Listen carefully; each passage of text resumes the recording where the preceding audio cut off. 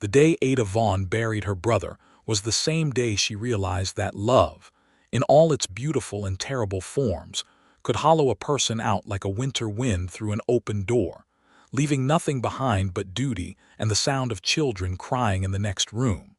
It was the spring of 1873, and the town of Millhaven, Texas, sat baking under a sun that seemed to have forgotten how to be gentle.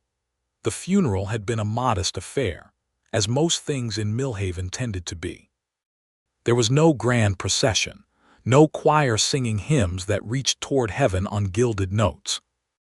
There was only Reverend Calloway's rough voice stumbling over scripture, a handful of townsfolk standing at respectful distances with their hats pressed to their chests, and 3 small children pressed against Ada's skirts like burrs that had no intention of coming loose.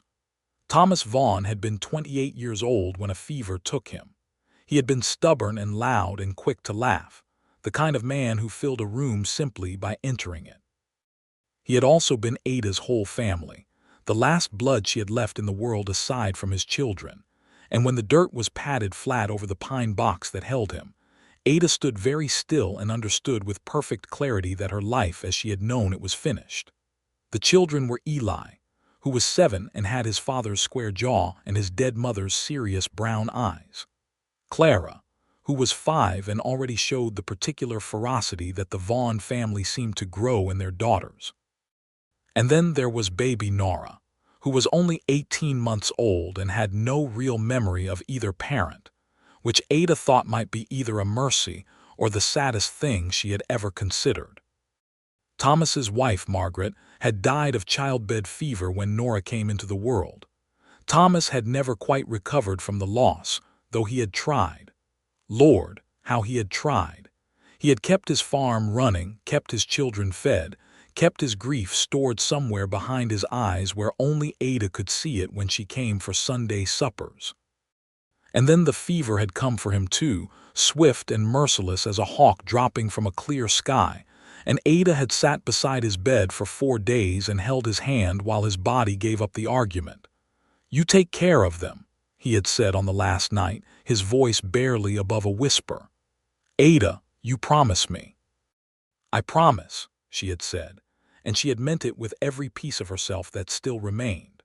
So at 26 years old, Ada Vaughn moved from the small but tidy room she rented above the seamstress shop on Millhaven's Main Street into her brother's farmhouse 2 miles outside of town, and she began the work of raising 3 children who were not her own but who had claimed her heart as completely as if they had been. The farmhouse needed work. The roof had a section near the east bedroom that leaked when it rained, and the fence around the chicken yard had been knocked sideways by a particularly determined storm the previous autumn. Thomas had meant to fix it. Thomas had meant to do a great many things. Ada added those unfinished intentions to her list and kept moving forward, because forward was the only direction she knew. She was not without resources, modest as they were. Thomas had owned the farm outright, a small miracle that Ada credited to their father's stubborn frugality, which had apparently passed intact to his son. There were 12 acres of land, a modest but healthy vegetable garden, 4 milk cows, a flock of chickens, 2 horses, and a smokehouse that still held enough preserved meat to carry them through several months. Ada had her sewing, too. She had been apprenticed to Mrs. Holt, the seamstress, from the age of 16, and her needle was fine enough that even now, with 3 children underfoot, she could take in work that brought in a little money each week. It was not easy. Ada had never expected it to be easy. What she had not expected was the specific quality of the loneliness, the way it sat on her chest in the quiet hours after the children were asleep, heavy as a stone that nobody could see. She was surrounded by people she loved, and she had never felt more alone in her life. The first months were the hardest. Eli took to silence the way some boys take to mischief, retreating into a space inside himself that Ada could see but not enter. She did not push.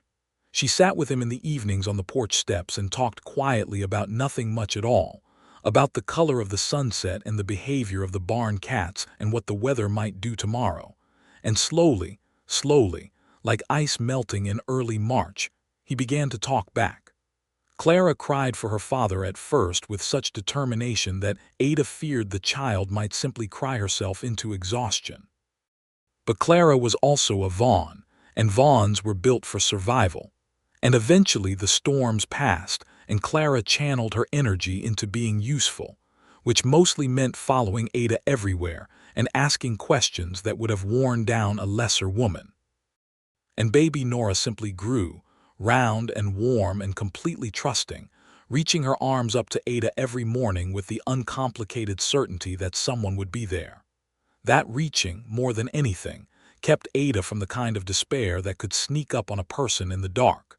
The farm became her world, and she became its anchor. She learned things she had never expected to learn. How to properly milk a cow without straining her wrists. How to patch a fence so that it would hold against an ambitious calf. How to manage the kitchen garden so that it produced enough to carry them through lean stretches. The neighbors helped when they could, particularly old Mrs.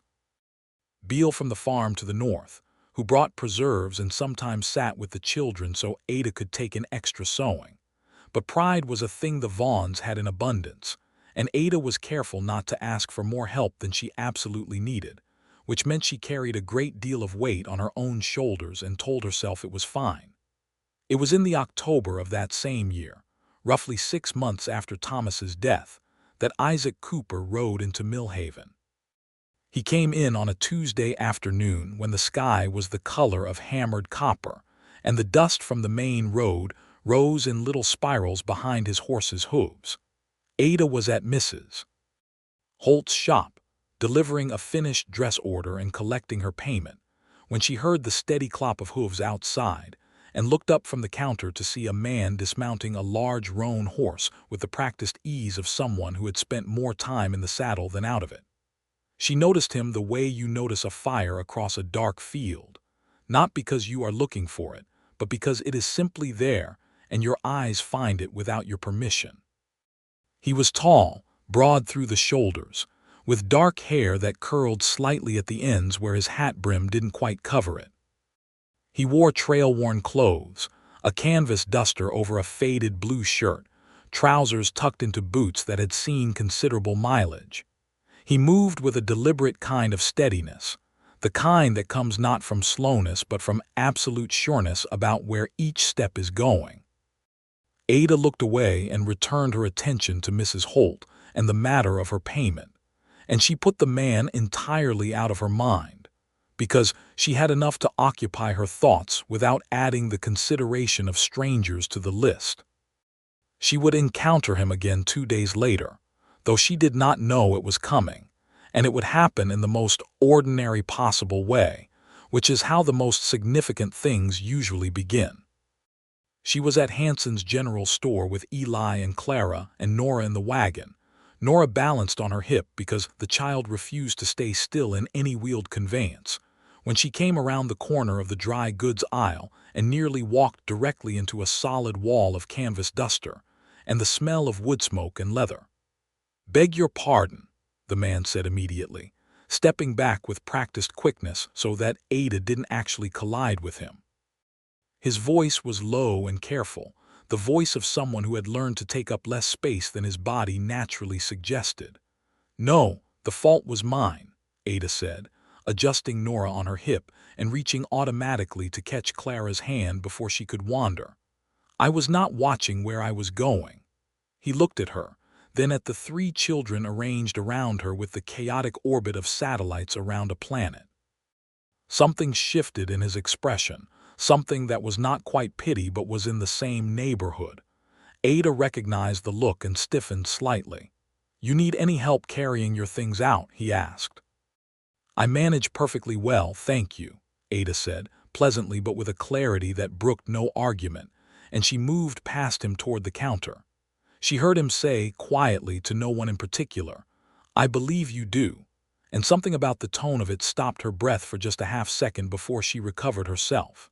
His name, she learned from Mr. Hanson's cheerful conversation across the counter while he wrapped her flour and salt, was Isaac Cooper. He had come from up near Abilene, where he had spent several years working as a trail hand, and he had recently purchased the old Garrity property at the eastern edge of Millhaven's farmland, the one that had stood empty since old Garrity had packed up and headed west 2 years ago. He intended, apparently, to settle. "Good-looking young man," Mrs. Hanson said, appearing from the back room with the particular enthusiasm she reserved for potential gossip. "Quiet, though. Does not say much." "A quiet man is often a thinking man," Ada said neutrally, and accepted her packages and got her children and herself out of the store before Mrs. Hanson could ask her any questions she did not want to answer. She did not think about Isaac Cooper that evening, or so she told herself with great conviction while she thought about him considerably.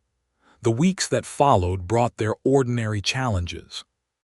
In November, the roof over the east bedroom finally gave up its argument with gravity during a particularly aggressive rainstorm, and Ada spent a miserable night with all 3 children crowded into the main bedroom, a collection of pots and buckets catching water in the east room, and a growing awareness that she would need to address this problem before the winter proper arrived. She had money set aside, but not enough for a proper carpenter's work, and she found herself sitting at the kitchen table in the gray light of morning with a piece of paper and a pencil, trying to make numbers behave that had no intention of doing so. It was Eli who brought the news that eventually untangled the problem, though not in the way Ada had expected. He came in from feeding the chickens one morning with the information that their nearest eastern neighbor, the man who had taken the Garrity place, had been seen fixing his own roof, and that he appeared to know what he was doing. "I do not see how that helps us," Ada said, not unkindly. Eli gave her the look that 7-year-old boys give adults when they feel the adult is being deliberately obtuse. "Maybe he could help fix ours," he said simply. "We do not ask strangers to come onto our property and fix our roof, Eli." "Why not?" Ada opened her mouth and then closed it again, because the honest answer was complicated, and she was not certain she could explain it to a 7-year-old without sounding prideful, which she was, or afraid, which she also was, though she would not have used that word for it even in her own thoughts. "Perhaps I will look into hiring someone," she said finally, and Eli nodded with the patience of a child who has learned that adults sometimes need time to arrive at conclusions that are obvious to children. It was, as it happened, not Eli who arranged the meeting but rather Clara, who had absolutely no patience for the circuitous routes that adults took around problems. One afternoon while Ada was hanging washing on the line and Nora was sleeping and Eli was at his letters, Clara simply walked across the fields to the eastern property and presented herself at Isaac Cooper's fence. Ada did not know this had happened until Isaac Cooper appeared at her door that same afternoon with his hat in his hands, and Clara walking beside him with the air of someone who has accomplished exactly what she set out to accomplish. Ada stared at her niece. Clara looked back at her with perfect serenity. "Your daughter came to call," Isaac said, and there was something careful in his voice, as if he was not sure whether he was about to be thanked or scolded. "She is my niece," Ada said, automatically. "And Clara, we have talked about wandering off the property." "I did not wander," Clara said with perfect logic. "I knew exactly where I was going." There was a brief silence, and then Isaac Cooper pressed his lips together in a way that Ada strongly suspected was him preventing himself from smiling, and she found to her own surprise that she was not entirely immune to that either. "She mentioned the roof," he said. "She should not have," Ada said. "Maybe not, but she did." He turned his hat brim through his fingers twice. "I can take a look at it if you will let me. I have done enough roof work to know what I am looking at, and I would rather spend a morning on it than have you and these children dealing with a worse situation come January." Ada studied him.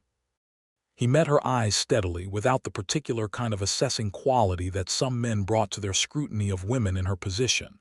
There was something in his gaze that was simply honest, the way a landscape is honest, presenting itself as it actually is without concealment. "I would pay you," she said. "I'm not asking for pay. I insist." "And I am declining to be paid," he said, equally firm without any edge in it. "I am a neighbor. That is what neighbors do."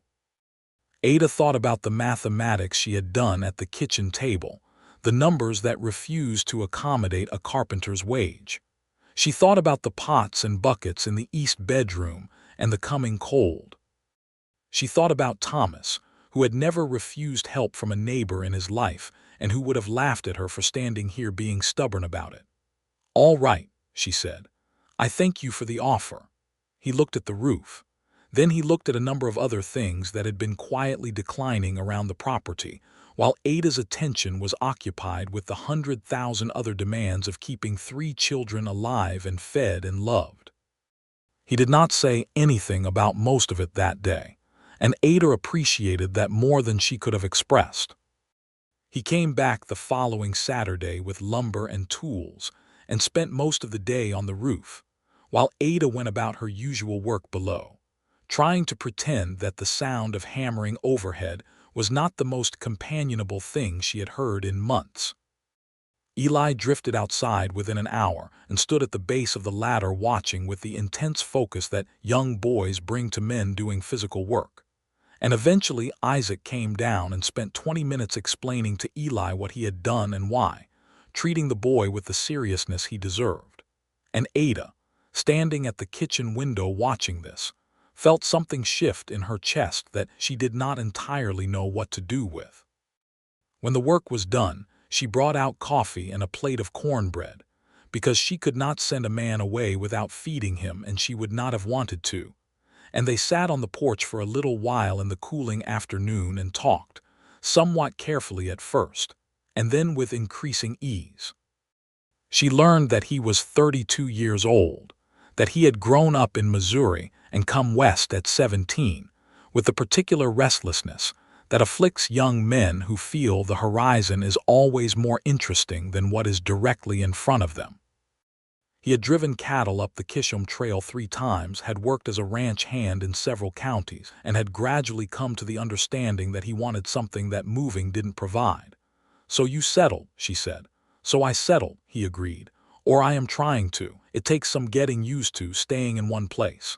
"Do you find it difficult?" He considered the question seriously. "I find it quiet," he said, "which is both a difficulty and a relief depending on the day." Ada understood that with her whole body. "Yes," she said, "I know something about that." They sat in companionable silence for a moment, listening to the children's voices from somewhere around the back of the house, and the sound of the wind moving through the dried corn stalks in the far field, and the particular piece of late October in Texas when the heat has finally relented. "Your brother's children," he said, not as a question. "My brother passed in April," Ada said. Her voice was steady. She had practiced being steady. "I am sorry," he said, and it came out the way those words rarely do, without the automatic quality, as if he actually meant it and had taken a moment to make sure he did before saying it. "Thank you," Ada said. "You are managing this place alone." "I am." He nodded slowly, looking out over the farm with the particular eye of someone who understands what land requires. He did not say anything else about it, and Ada was grateful for that too. He became a regular presence after that. Not intrusive, not presumptuous, but steady. He was the kind of man who noticed what needed doing and did it without making a production of the noticing. The fence around the chicken yard was repaired one morning while Ada was in town delivering sewing. She came home to find it standing straight and solid, and there was no note, no announcement, only the evidence of work done. She mentioned it to him when she saw him the following Sunday at church, and he nodded simply. "Chickens were getting into the garden," he said. "Seemed worth addressing." Millhaven noticed, of course. Millhaven was the kind of town that noticed everything and had opinions about most of it. Ada was aware of the looks that followed her on Sunday mornings, the way conversations became slightly more animated when she walked into Hanson's store with a story about a neighbor's assistance. She held her head level and her expression pleasant, and declined to give anyone anything useful to work with. But she noticed her own feelings, which were considerably more inconvenient than town gossip. She noticed them precisely in the way that you notice a plant growing in your garden that you did not deliberately plant. One day it is not there, and then one day it is, and you are not certain exactly when it arrived, only that it is now rooted and shows every intention of continuing. She noticed the way she looked forward to the sound of his horse coming up the road. The way the house felt different with him in it, fuller somehow, more alive. The way he spoke to the children, with patience and respect, and a kind of steady warmth that neither overwhelmed them nor kept them at a polite distance.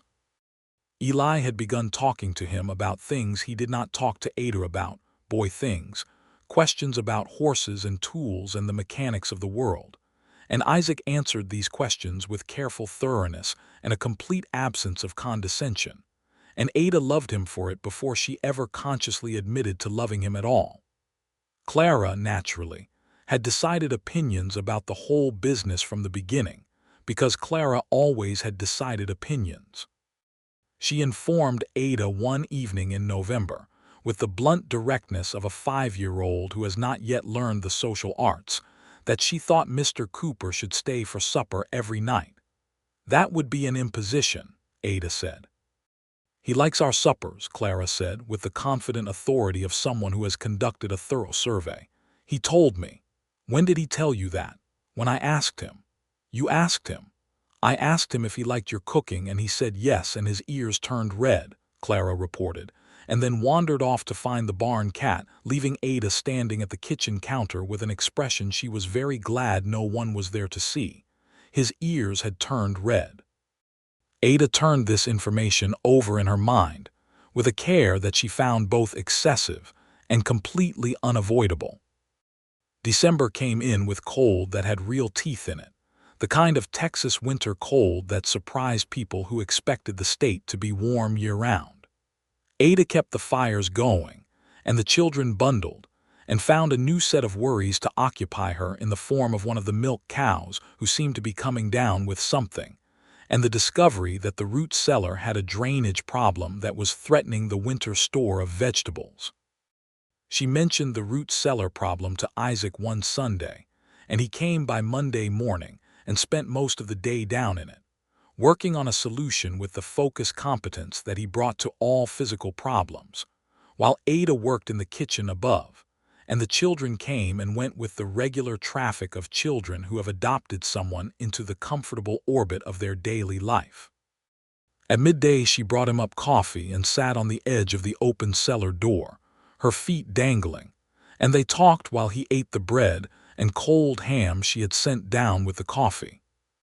The sky above was pale gray with the promise of more cold, and the bare trees made black patterns against it, and Ada thought that there were worse ways to spend a December Monday than this.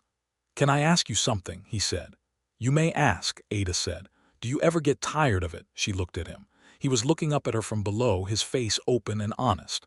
"Do you mean the farm?" she asked. "I mean all of it, the work, the managing, the carrying of everything." Ada was quiet for a moment. The honest answer rose up in her before she could stop it.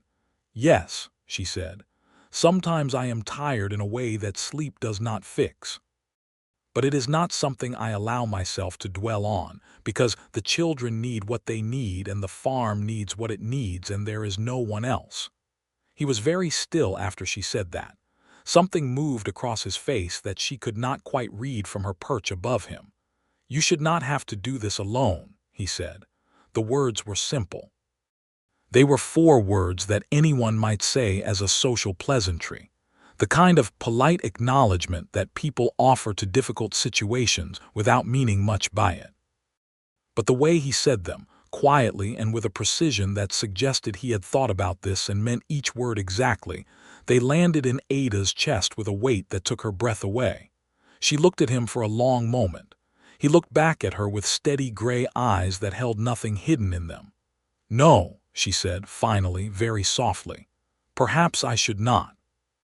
She climbed down from the cellar door and went back inside before either of them could say anything else, because she needed a moment to be alone with whatever had just happened inside her. What had happened, she admitted to herself quietly over the kitchen sink, was that Isaac Cooper had said a true thing, and that true thing had cracked something open in her that she had been very carefully keeping closed. She had been so focused on managing, on being capable and steady and sufficient, that she had not permitted herself to feel the full weight of what she was carrying. His words had given her permission to feel it, just for a moment, and the feeling was enormous. She did not act on it that day. She was not a woman who acted on things without consideration, and this required considerable consideration. But she held the words in her heart like a small, warm coal and carried them through the following days. It was Clara who, with characteristic directness, pushed matters along. The child had apparently decided that subtlety was for people with more time to spare. One evening at supper, with Isaac present because he had been invited to stay after spending the afternoon repairing the chicken coop, and Ada had not found a way to disinvite him that wouldn't have seemed rude, Clara put down her fork and addressed him with the formal gravity of a judge. "Are you going to marry Aunt Ada?" she asked. The silence that followed was one of the more spectacular silences Ada had ever sat inside. Eli looked up from his plate with an expression of intense interest. Nora, who was in her high chair and too young for the conversation, cheerfully flung a piece of bread. Isaac, to his eternal credit, did not spill his coffee or choke on his food or go red all the way to his hairline, though he did develop a very particular stillness that Ada recognized as the outward expression of a great deal of inward activity. "Clara," Ada said, in her most even voice. "I am just asking," Clara said unapologetically. "It is not polite to ask people such things. Why not, I want to know." Ada looked across the table at Isaac Cooper, who looked back at her with those honest gray eyes, and she saw in them something that made her heart make a complicated motion in her chest. "I think," Isaac said carefully, setting his coffee cup down, "that is a question your aunt and I would need to talk about ourselves without an audience." Clara considered this answer with the critical faculty she applied to all things. "That sounds like maybe," she said, and appeared satisfied and picked up her fork again. Eli went back to his supper with the expression of someone who has stored useful information for later consideration. Nora threw another piece of bread. Ada spent the rest of the meal in a state of studied calm that took an immense amount of effort to maintain. After supper, after the children were in bed, after the dishes were done and the kitchen was quiet, Isaac was still there. He had offered to stack the firewood by the back door, because there was always more to do, and Ada had allowed it, because she was out of reasons to send him away and not entirely sure she wanted one. He came back inside when he was finished and stood in the kitchen doorway, his hat in his hands again, and looked at her across the small kitchen with an expression that was the most naked thing she had ever seen on his face. "Ada," he said. "Do not feel obligated," she said quickly. "Because of what Clara said, she is 5 years old and she has opinions about everything. You do not need to say anything." "I know I do not need to," he said. "I want to." She waited. He came into the kitchen properly, setting his hat on the table, and stood near enough that she could see the particular fine lines around his eyes that came from years of squinting into the sun. "I have been sitting with something for a few weeks now, and I am not entirely sure how to say it without sounding like a fool," he said. "But I have come to care about you more than I have cared about anything in a long time. Not just because of the situation, not out of some notion of what a neighbor ought to do, because of who you are, because of the way you are with those children and the way you handle everything that comes at you and the way you talk and the way you think." He paused. "I am not a man who says things he does not mean." Ada stood very still. The fire in the hearth was the only sound in the house, the settling and shifting of warm wood. "I know you are not," she said quietly. "What I said the other day about you not having to do this alone, I meant it to be more than an observation. I meant it as an offer, if you would consider it." Ada looked at him.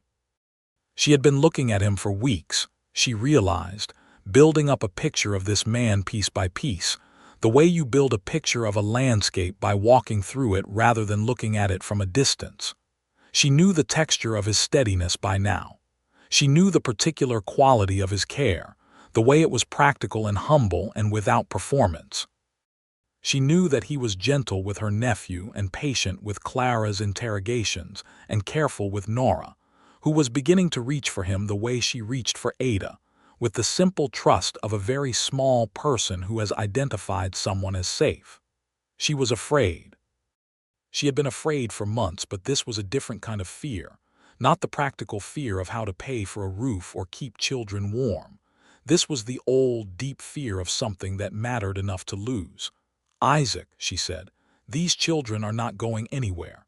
They are mine in every way that matters. Any man who is in my life is in their life. I know that, he said. I would not have said anything if I had a problem with that. And it is hard, she continued, because she needed him to understand. It is harder than I show anyone. There are days when I do not know how to do what needs to be done, and I do it anyway, and then I sit down at night and I am so tired I can barely hold a thought. That is what you would be coming into. I know, he said. I have been watching you for 2 months, Ada. I am not coming in blind. I am not an easy woman to know, she said, and meant it. No, he agreed, and the corner of his mouth moved. But you are worth knowing. Ada felt something collapse in her chest. Something that had been braced against exactly this, braced against anyone saying the exact right thing in the exact right way. She felt her eyes grow warm, and she looked down at her hands for a moment, collecting herself with the stubborn dignity that was her particular inheritance. I would need time, she said. I have time, he said simply. She looked up at him. You are very patient. I have waited a long time for something worth being patient for, he said. And that was how it began, with firewood stacked at the back door and 3 sleeping children and a winter kitchen and a man who meant what he said. It was not a courtship in the formal sense. Ada was 26 years old and not a girl, and Isaac was 32 and not a boy, and they had neither the time nor the temperament for elaborate romantic rituals. What they had was better, she thought. They had the daily texture of real life together, gradually, over the weeks of that winter, and it proved to be exactly the right material from which to build something lasting.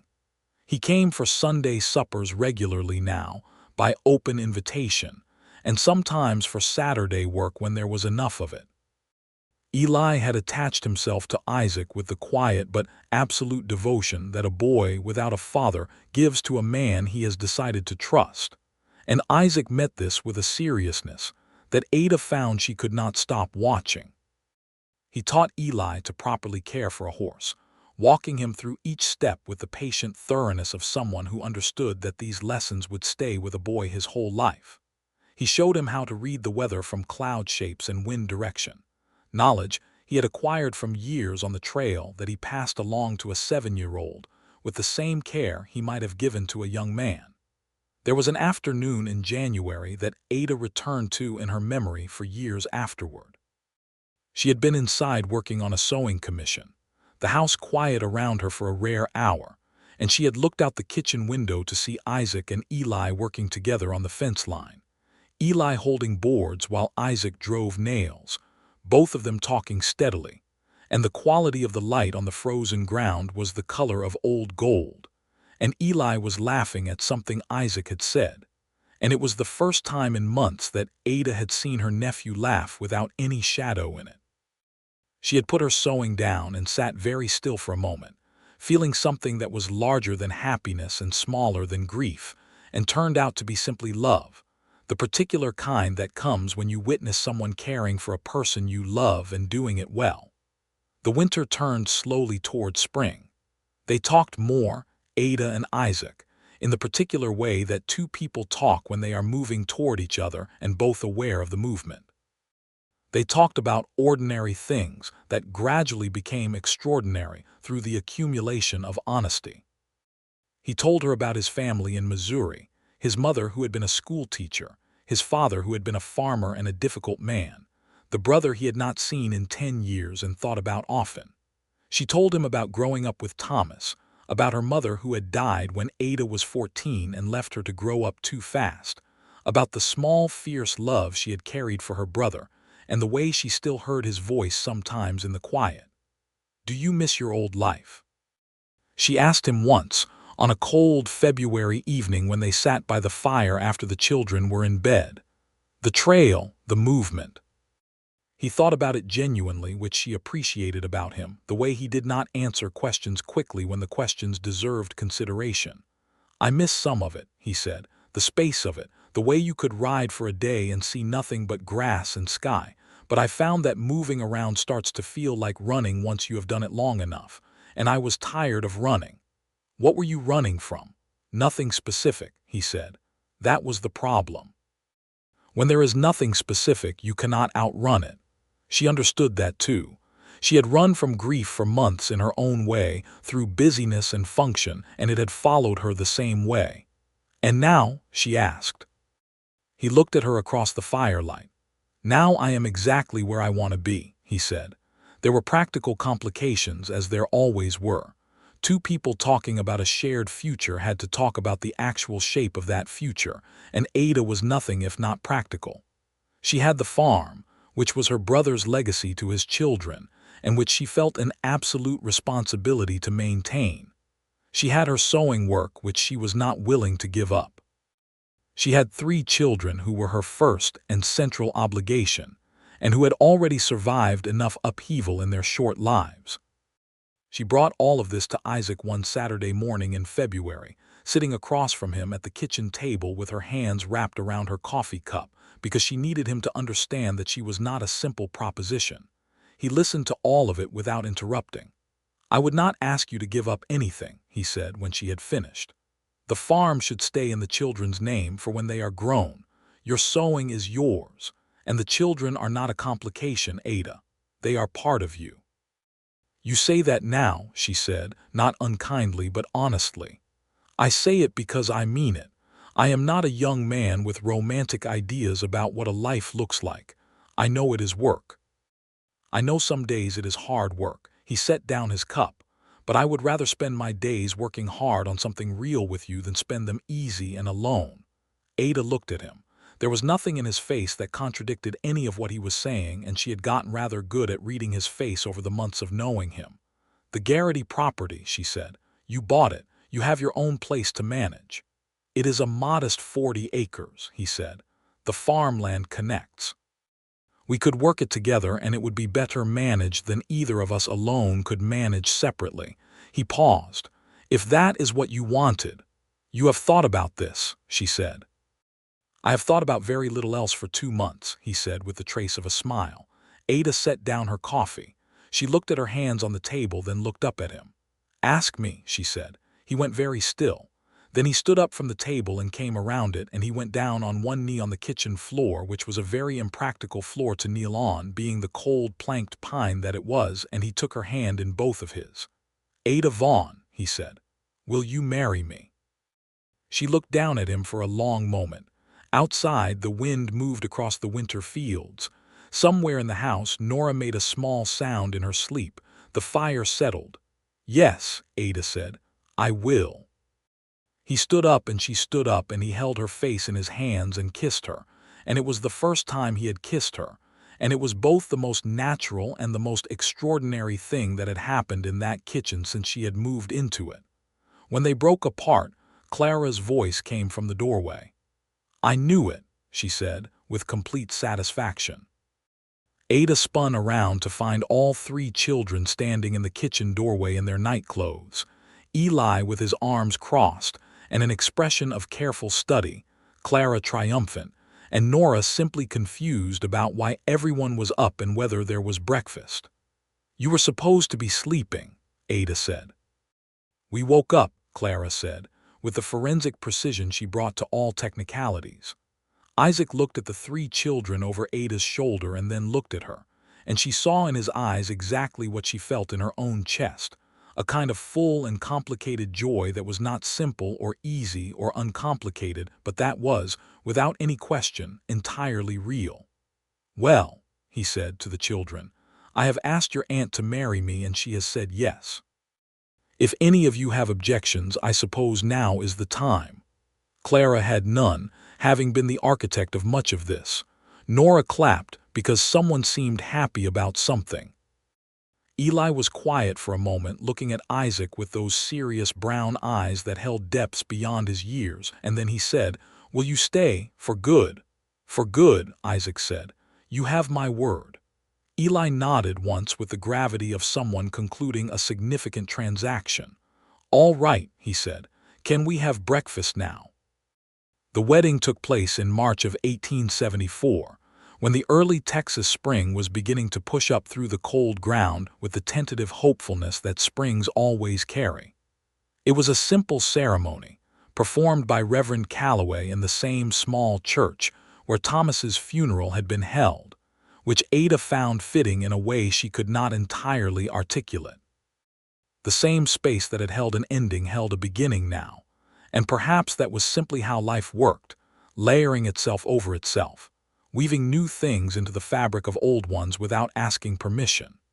She wore the best dress she owned, deep blue wool that she had made herself 2 winters ago, and she had pressed it carefully, and added a white collar of fine lace that she had made from a remnant of Irish linen she'd been saving for a good occasion. The children were in their best clothes too, Clara in her Sunday dress with her hair in 2 careful braids, Eli scrubbed and serious in his good shirt, and Nora, who wore a small white dress that Ada had made for the occasion, carrying a handful of wildflowers that she had picked up from the ground and deposited directly into her own mouth before Ada could intercept them. Isaac wore a dark coat and clean trousers and the good boots he had clearly polished that morning, and when Ada walked down the short aisle of the church with Eli on one side and Clara on the other, he watched her come toward him with an expression that made her heart turn over in a slow and complete way. The vows were the old ones. Ada said them with absolute intention, feeling each word as she said it, not as a formula, but as a commitment she had examined from every angle and found herself entirely prepared to make. Isaac said them quietly and steadily, the way he did everything, with his eyes on hers throughout. When Reverend Calloway pronounced them married, Clara said, under her breath but not very far under it, "Finally," and several people in the small congregation laughed, and even Reverend Calloway smiled. Isaac kissed his wife. Ada kissed her husband. The children were there, and the neighbors were there, and the Texas spring light came through the small windows of the church in long golden bars, and it was, Ada thought, exactly right. The practical matters of combining 2 lives and 2 farms needed working out, and they worked them out together over the weeks following the wedding, which Ada found was a pleasure she had not expected. Decisions shared were lighter than decisions made alone, even when the decisions themselves were not easy ones. They agreed that the farmhouse would remain the main house, both because it was larger and because it had been Thomas's and the children's, and Isaac's modest house on the Garrity property would serve as additional storage and eventually, when they needed it, workspace. The farms combined worked exactly as Isaac had predicted, better than either alone. He understood cattle and horses with an expertise that Ada's brother had never had, and he had ideas about expanding the vegetable growing operation in a way that made practical sense for the market in Millhaven. Ada understood the books, the accounting, and the planning in a way that Isaac freely admitted he did not, and together they made the kind of team that covers each other's gaps. But it was not only about the practical, though the practical mattered. It was about the daily accumulation of small and significant moments, the texture of a shared life being woven together thread by thread. It was Ada watching Isaac teach Eli to ride properly, spending patient hours in the paddock, until Eli sat the saddle with confidence and then grinned down at Isaac with a pride that lit his whole face. It was Clara, who had declared herself Isaac's official assistant in all farm matters, following him around with the devotion of a small and opinionated shadow, and correcting his methods when she felt it necessary, which was often. It was Nora learning to say Isaac as one of her first clear words, which came out as something closer to Isaac, and the expression on Isaac's face when she toddled across the kitchen toward him with her arms up and that word in her mouth. It was the evenings most of all. When the children were in bed and the house was quiet, Ada and Isaac sat by the fire and talked or did not talk, equally comfortable in both states, which Ada thought was one of the true measures of belonging with a person. She had been lonely for so long, the particular loneliness of someone surrounded by love but isolated in responsibility, and the absence of that loneliness was a relief so profound she sometimes had to stop and simply breathe through it. She told him things she had not told anyone. About the months after Thomas died, the nights when she had held herself very still in the dark and wondered if she was sufficient for what was required of her. About the fear that she would fail the children somehow, get something wrong in some irreparable way. About the pride she had felt in managing alone and the exhaustion underneath it. He listened to all of it with the complete attention he brought to things that mattered to him. He did not tell her she should not have been afraid or that she had been too proud or that it was all fine now. He simply listened, and when she was done, he said, "You did not fail. Look at them." And she would look at the children, at Eli's growing steadiness and Clara's fierce joy and Nora's bright-eyed confidence, and she would know that he was right. The town of Millhaven, having decided opinions about everything, had divided opinions about the marriage at first. Ada was aware of it, the way certain women at church registered surprise or approval or something more complicated when they looked at her and Isaac together. She was a widow's circumstances, some of them seemed to think, a woman raising orphaned children who had snapped up the first eligible man to cross her path. Ada met this opinion, when it was expressed in ways she could not avoid, with the calm and pleasant expression she had perfected, and the unruffled dignity that made it entirely clear she was not interested in defending her life choices to anyone who had not been invited to weigh in on them. What won the town over eventually was Isaac himself, who was the kind of man that communities like Millhaven understood and valued. He worked hard and wasted nothing, and helped his neighbors, and paid his debts, and spoke plainly. He helped Mr. Jensen get his wagon out of the creek in April with no expectation of payment. He spent a morning helping Reverend Calloway mend the church roof, because he was apparently the man everyone thought of when there was a roof involved. He was at the barber shop on Saturday mornings, and at church on Sunday, and in between he was on his land working it. And gradually, Millhaven absorbed him into itself, the way good communities absorb reliable people, without great ceremony, but with the steady comfort of knowing he was there. Summer came with its particular demands, the heat and the growing and the long days that required every available hour. Ada found herself thriving in a way she had not expected, not because the work was less, it was not, but because the weight of it was differently distributed. Mornings, Isaac was up before the sun to see to the animals while Ada got the children up and breakfast made, and by the time they were all at the table together, the house had a quality that Ada had no precise word for except perhaps full. They argued sometimes. They were two people with formed characters and strong opinions, and it would have been strange if they had not. Ada had a particular way of managing finances that Isaac sometimes found too conservative. Isaac had a tendency to take on more physical work than any one man needed to, a habit from his trail driving days when showing weakness was not an option, and Ada occasionally found herself sitting across from a man who was exhausted but would not say so. They worked these things out the way reasonable people do, through conversation and concession, and the occasional frank exchange that cleared the air and left them both feeling better for it. There was one morning in July when they had a proper argument about the possibility of expanding the cattle herd, Ada feeling it was too great a financial risk given the uncertainty of markets, and Isaac feeling that they were in a stronger position than Ada was willing to see. They were sharp with each other for about 20 minutes, and then both of them ran out of arguments and sat across from each other in a silence that gradually became somewhat sheepish. And then Isaac said, "I think you are right about the timing," and Ada said, "I think your instinct about the cattle is sound and we should revisit it next spring." And that was that. The making up after an argument, Ada discovered, was something she had not known she was missing. Late that summer, in the slow, hot afternoons after dinner while Nora slept, and Clara sat with her dolls and Eli was at his letters, Ada found herself sitting on the porch steps with her sewing and Isaac beside her with whatever needed mending, and she thought that this was the exact shape of a life she would have chosen if she had known she was allowed to choose it. She also, in those quiet afternoons, began to know something about herself that she had been slow to name. She was happy. Not the careful, functional contentment of managing, not the satisfaction of having done what needed to be done. Happy in the open, unguarded way that she had been too busy and too cautious to allow herself before. She told Isaac this one evening, simply and directly because that was how she talked to him. "I am happy," she said. "I wanted you to know."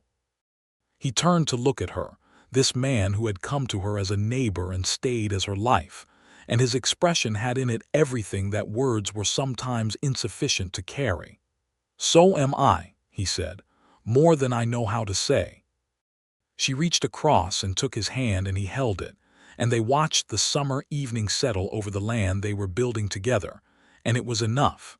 It was, in fact, more than enough.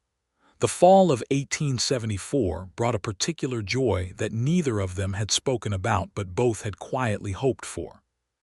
Ada, who had learned to read the signals of her own body with practical clarity, recognized in October the signs she had been watching for, and she told Isaac one evening with the children in bed and the kitchen quiet around them.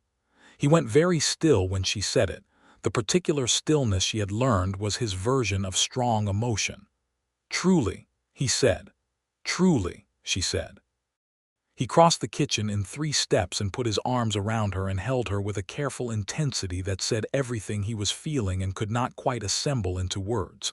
She felt him breathe, one long, slow breath, and then he said against her hair, "Ada, Ada, that is wonderful." "Are you worried?" she asked. "A little," he admitted, pulling back to look at her. "Are you?" "A little," she said honestly. "But mostly I am glad." "Then mostly I am glad too," he said, and kissed her forehead and her temple and then properly, and she laughed against his mouth and he laughed too, and the kitchen held them both. The children received the news with varying degrees of enthusiasm. Eli was thoughtful about it, asking sensible questions about logistics and sleeping arrangements that made Ada press her lips together to keep from smiling. Clara immediately declared that the baby would obviously be a girl, and that she intended to name it Rose. And when Ada pointed out gently that the naming was not Clara's responsibility, Clara revised her position to an advisory one and appeared satisfied. Nora, at 2.5 and only beginning to understand the concept of babies as distinct from her own existence, repeated the word baby several times with great pleasure, and then went back to her breakfast. The winter was gentle by Texas standards, which was good, because Ada's sewing was more difficult in the later months of her pregnancy, and she was grateful for the indoor work. Isaac took on extra weight in the physical running of the farm without saying much about it, and when she caught him at it, she told him she was not fragile, and he said he knew that perfectly well, but he was allowed to carry more because he wanted to, and she found she had nothing to argue with in that. She also found, in those winter months, a deepening of something she could only call gratitude. She had not expected to have this second life, this love that had come to her not from a society dance or a formal introduction, but from a leaking roof and a 5-year-old who had walked across a field to ask a neighbor for help. She thought sometimes about what her life would have been if Clara had not been Clara, if the fence had not needed mending, if Isaac Cooper had not been the particular man he was. She thought about it, and then stopped thinking about it, because it had not gone that way. It had gone this way, and this way was hers. The baby came in June of 1875, with the Texas heat rising toward its summer peak, and the farm at its busiest and most beautiful. It was a boy, born with a remarkable quantity of dark hair and a voice that suggested strong opinions about his arrival, and Ada held him in the quiet of the bedroom while Isaac sat beside her looking at this new person with an expression of such complete wonder that Ada felt her heart expand to accommodate it. "What shall we name him?" she asked. Isaac looked at her. Then he said quietly, "If you will allow it, Thomas." Ada looked at the small face of her son, this child made of love and the particular fortunate collision of two lives that had found each other on the edge of a hard year. She looked at Isaac, who had offered Thomas's name not because he felt he should but because he understood what her brother had meant to her and wanted to carry that forward. "Thomas," she said. "Yes, Thomas Isaac Cooper." Isaac smiled, wide and unguarded in a way that she did not often see on his face, and it was, she thought, the most beautiful thing she had seen since the March morning he had stood at the end of that church aisle and watched her come to him. Clara, informed of the name, had opinions. "I thought we were going to name him something interesting," she said. "Thomas is a very fine name," Ada said. "It is ordinary." "Ordinary names belong to extraordinary people," Ada said. "As your Uncle Thomas proved." Clara considered this with the critical faculty she brought to all things, and then nodded, accepting the logic. "All right," she said, "but can we call him Tommy?" "We may," Ada said, and Tommy it was. Eli, at 9 now, met the new baby with the careful seriousness of an older brother who understood that small humans required gentle handling. He held Tommy with his arms exactly right, the way Ada showed him, and looked down at his cousin's face with an expression that was so much like Thomas Vaughn's expression in similar moments that Ada had to look away for a moment and gather herself. The summer passed in the particular way that summers pass when life is full, quickly and slowly at the same time, full of days that feel endless while you are in them and brief in the looking back. Tommy was a good baby, loud in his opinions and vigorous in his movements, and thoroughly uninterested in sleep during reasonable hours, which Ada and Isaac handled by taking turns through the nights with a practical division of labor that both of them accepted without resentment, because the cost was worth the price. By the following spring, Tommy was pulling himself upright against the furniture with the determined ambition of a child who has decided that walking is a matter of urgency, and Ada, watching him, had the particular quality of joy that comes from watching a new life unfold. She had loved Eli and Clara and Nora from the beginning with a love that felt entirely maternal, but there was something additionally piercing about watching her own son discover the world, and she found herself grateful every day that she had not let fear keep her from accepting this. The Garrity land was beginning to produce well. The cattle herd, expanded carefully the previous spring as they had agreed, was doing better than even Isaac's optimistic projections had suggested, and the vegetable operation had grown enough that Ada was supplying produce to Hanson's general store twice weekly, which brought in reliable income. They were not wealthy, but they were stable in a way that felt earned and real, and that stability felt more valuable than any amount of money because they had built it themselves, together, out of nothing but work and sense and care. Eli turned 10 in the fall and had, somewhere in the transition from 9 to 10, made the quiet crossing from boyhood toward the early landscape of young manhood. He was long and serious and capable, able to take on real work with the cattle now, and Isaac worked with him steadily, not pushing but pacing, teaching the kind of practical knowledge that a boy growing up on a Texas farm in 1876 would need. Their relationship had deepened past the early careful mutual assessment into something that looked, from the outside, like simple belonging. Eli called Isaac by his name, not father, and Isaac had never suggested otherwise, understanding that Thomas Vaughn lived in his son's memory and that this was right and should be honored. There was an evening in the fall of that year that Ada kept in her memory as a kind of small painting, complete and clear. Isaac was teaching Eli to navigate by stars, the two of them lying on their backs in the dry grass of the south field, with the enormous Texas sky above them and Isaac's voice, patient and precise, naming constellations and explaining their use. Clara sat a few feet away with her arms around her knees, listening with the attention she gave to anything she had decided was worth knowing. Nora was asleep inside, and Tommy was in Ada's arms, and Ada sat on the fence at the field's edge and watched her family under the stars. Her family. She held the word in her mind and turned it over and found it solid and true in every direction. She thought about Thomas, as she did every day, the way you think about someone you loved who is gone, not with fresh grief but with the old ache that is simply the shape of missing someone. She thought he would have been glad if he could have seen this. His children with full bellies and safe beds, and a man who had chosen them as deliberately as he had chosen their aunt. His children laughing, which they did often now, with the particular uncomplicated freedom of children who feel secure. She thought he would have liked Isaac. She thought they might have been friends, her brother and this quiet, honest man who had come into her life through a leaking roof and a 5-year-old's determination. Thomas, she said quietly, to the sky and the dark and the ongoing presence of what she still loved that had moved on beyond her reach. Look. Tommy shifted in her arms, made a small sound and went back to sleep.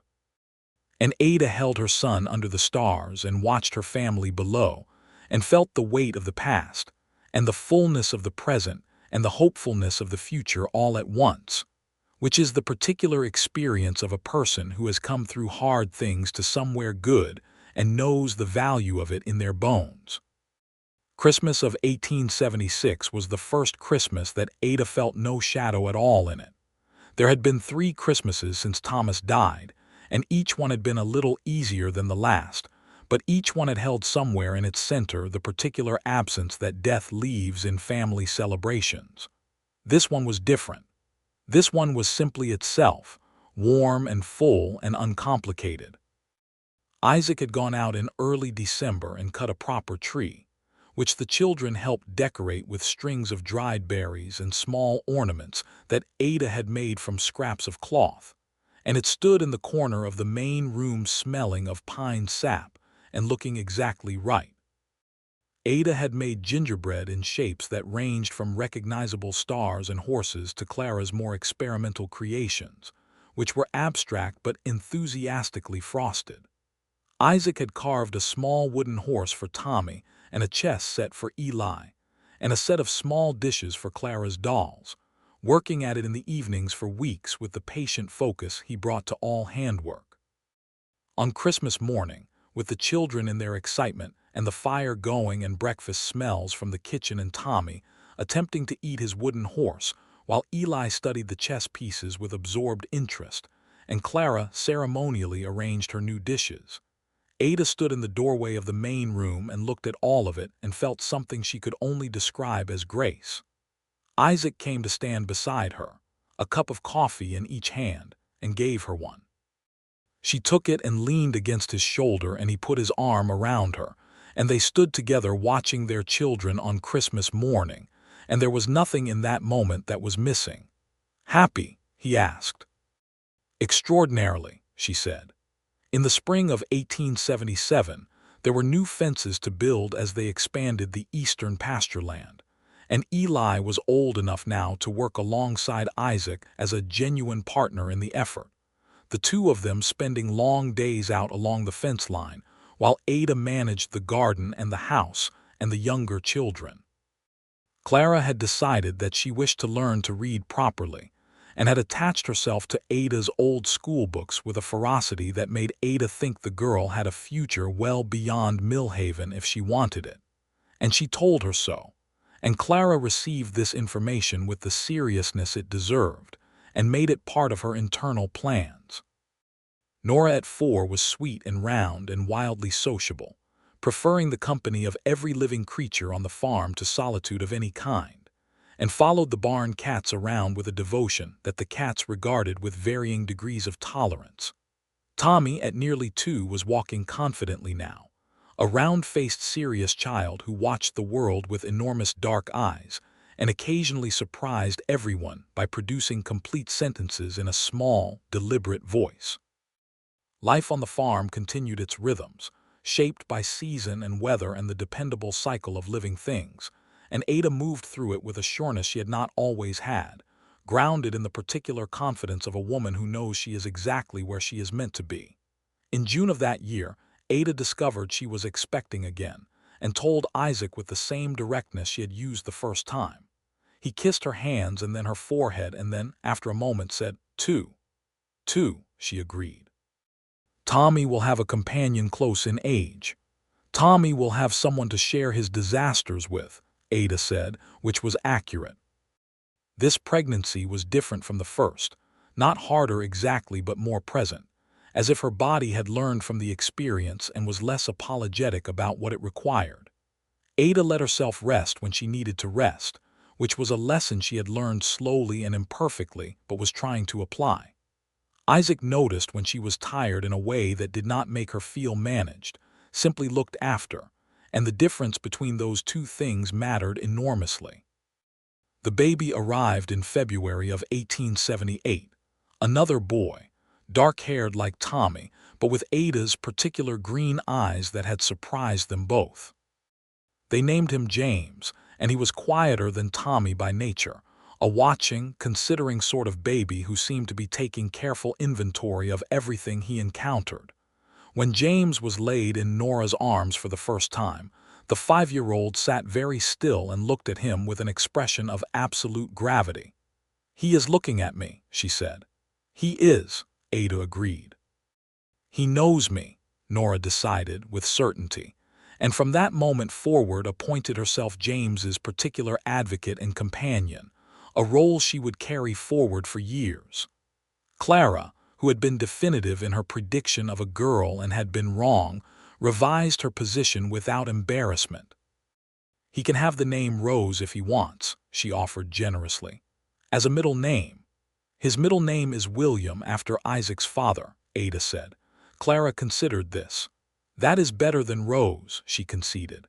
The farm in the years that followed became the kind of place that people in the community knew as a landmark, not for its size or grandeur, but for its particular quality of being well-tended and welcoming. Ada was known for her sewing, which had expanded now into a small but steady business with women from 3 nearby properties, besides Millhaven sending orders. Isaac was known as a man whose word was absolute, and whose cattle were some of the best managed in that stretch of Texas, and people came to him for advice about animals and land management, with a frequency that sometimes amused him and never seemed to get old.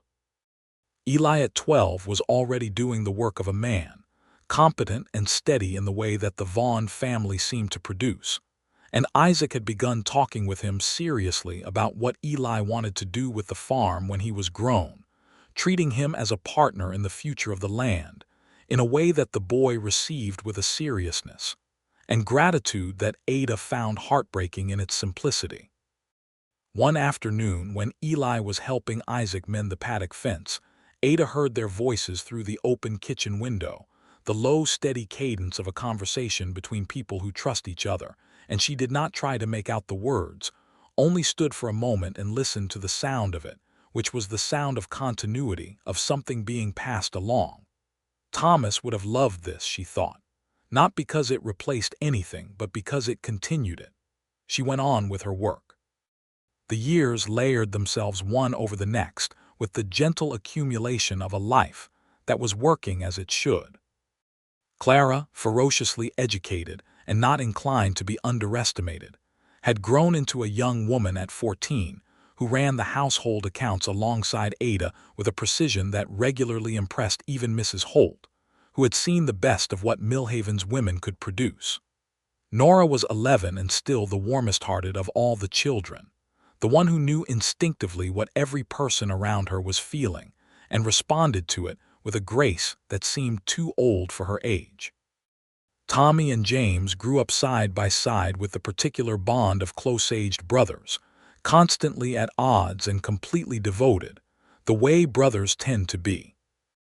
And Ada and Isaac grew together in the way that people grow together when they are well matched, not by changing into each other but by deepening into themselves, finding more and more of the particular qualities that had drawn them together in the first place.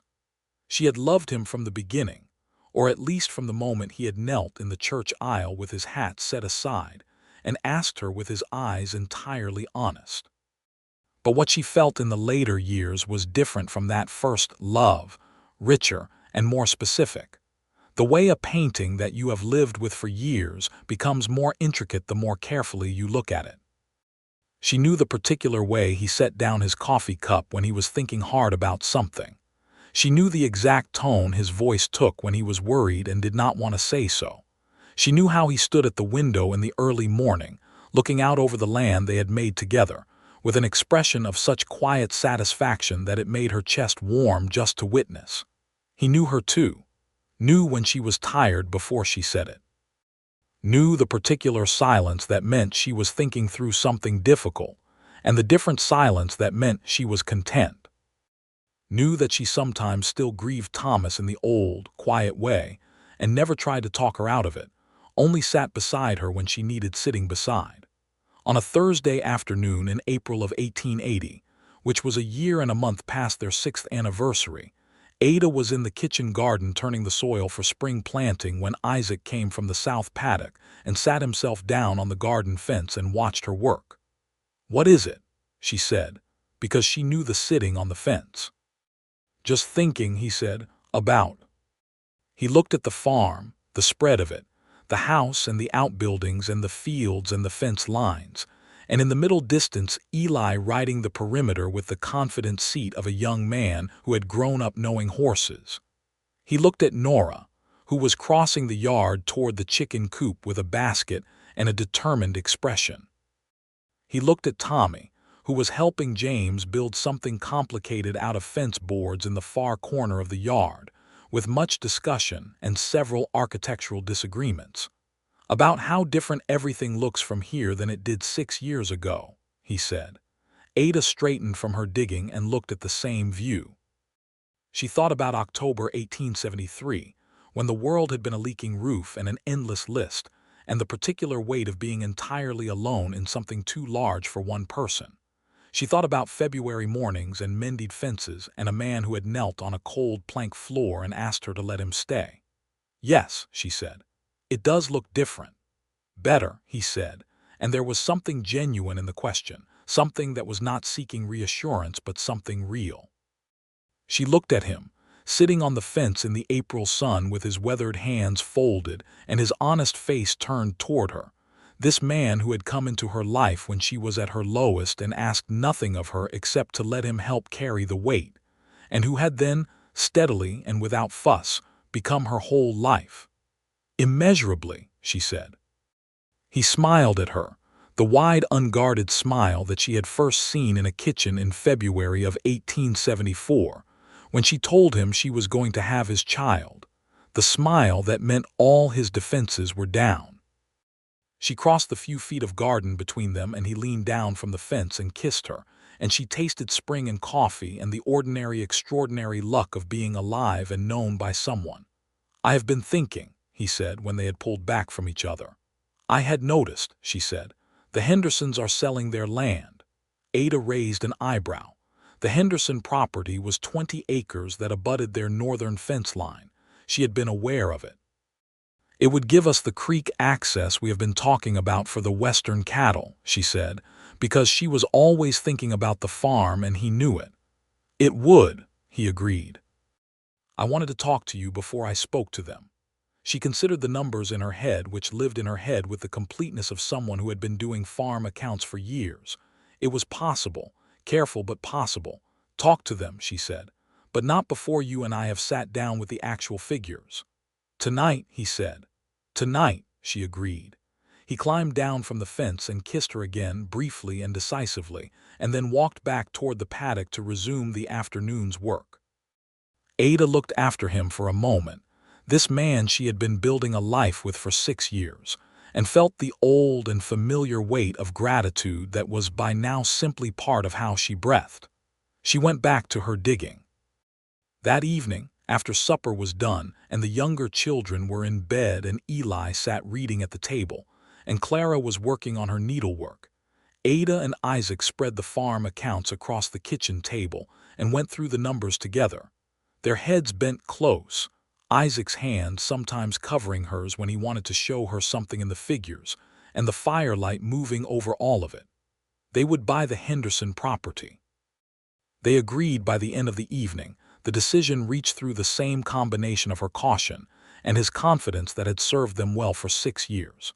The creek access would change the management of the western cattle significantly for the better, and the additional acreage would give the farm room to grow in the direction they had been planning. It was a good decision, and they had made it together, which was how they made all their decisions. Eli looked up from his book. "Are you buying the Henderson land?"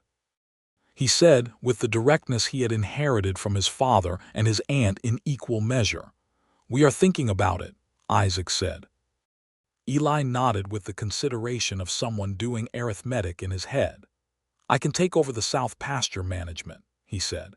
"If we are adding the Henderson acreage, you will need the hands."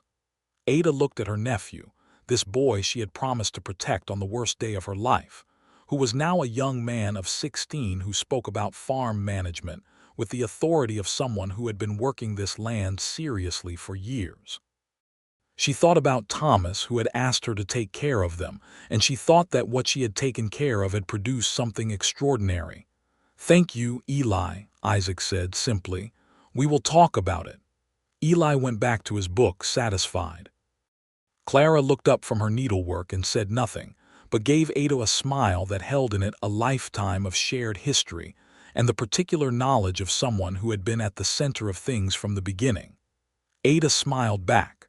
The house was warm and full and humming with the particular frequency of a family that had found its shape and settled into it. The fire was good.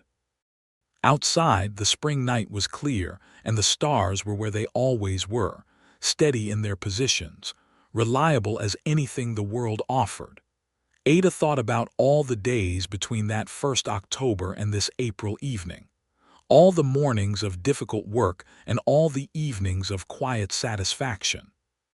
All the moments with the children, Eli's first real laugh after Thomas died, Clara's ongoing and glorious certainty about everything, Nora's warmth that made even strangers feel welcome, Tommy's determined steadiness, James's watchful kindness. Tommy's small wooden horse and James's green eyes and Eli's serious face looking up at a night sky while Isaac named the stars. She thought about a leaking roof and a February kitchen and words said quietly over a root cellar. "You should not have to do this alone." She had not known when he said it that it was the beginning of everything. But that was how beginnings worked, she supposed. You did not always recognize them in the moment. You only knew what they were when you turned around and saw the long path of what they had become. She reached across the table and took Isaac's hand, interrupting his review of the figures. He looked up. "Thank you," she said. "For," he said, though she thought he knew. "For staying," she said. "For all of it." He turned his hand under hers so that their fingers were intertwined, and he looked at her across the kitchen table with the face she knew better than she knew anything in the world, and he said, "There is nowhere else I would ever have wanted to be." Clara, without looking up from her needlework, said, "This is extremely nice, but we should probably focus on the Henderson figures." Ada laughed, out loud and entirely without restraint, the way she had learned to laugh in these years of having people around her who made her. Isaac laughed too, and Eli looked up from his book and grinned, and the kitchen filled with the sound of all of it. Outside, the stars kept their positions. The farm lay quiet in the spring dark. The creek that would soon be theirs ran on at the northern edge of the Henderson property, moving in the direction that water always moves, toward the place it is meant to go.